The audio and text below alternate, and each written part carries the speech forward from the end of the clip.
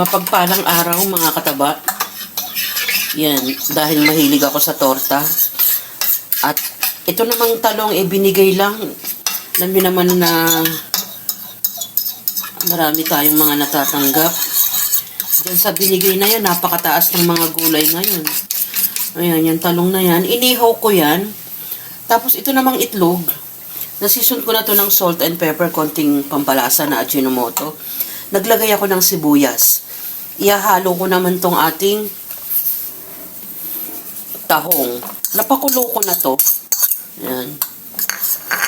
Tapos nalinisan ko na yan kasi may tinatanggal dyan. Una, pasusukahin nyo muna, tatanggalin yung lumot. Siguro mga halos 4 hours ko yan binabad. Tapos saka natin nilinis, pinasuka, tinanggal yung mga lumot-lumot. At may tinatanggal dyan sa gitnang part. Yung parang medyo matigas doon sa ating tahong. Yan. Tapos, ito namang ipapartner ko dyan, itong tilapia. Ito namang tilapia, binabad ko to sa toyo na may lemon. Nilagyan ko ng bawang at paminta. Tapos, mamaya, ikukot ko yan ng flour para hindi masyadong dumikit. So, ganun kasimple para malasa yung ating tilapia. Yan.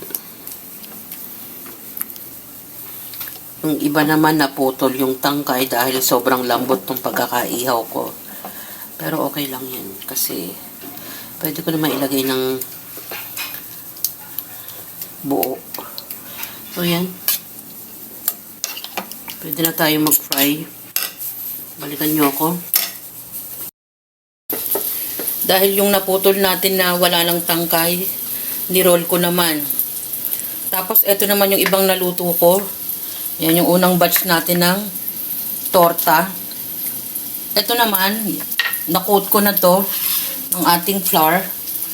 Yan, sabi ko naman, at kasi mas malutong din, bukod sa binabad ko pa yan.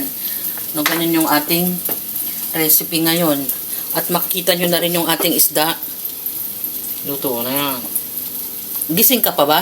Gising ka na yan. Okay. Meron tayong mga paboritong pagkain. Ang ginagawa naman ni Mama Taba, nilalagyan ko ng konting pagbabago para hindi naman tayo magsawa ng magsawa.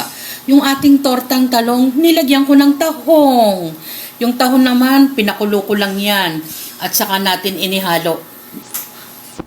Subukan nyo rin mga kataba, yung ating mga recipe na mayroong konting changes dahil naman pinipilit nating maging masarap yung ating pagkain.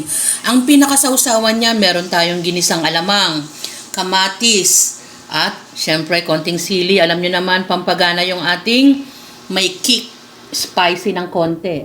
At yun namang ating tilapia, ganon din. Nilagyan ko rin naman yan ng mga pampalasa para maiba din.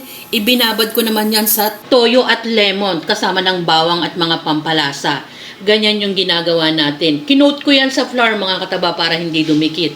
Yan yung ating magkapares. Ang ating tilapia na ibinabad natin at ang ating tortang talong na may tahong.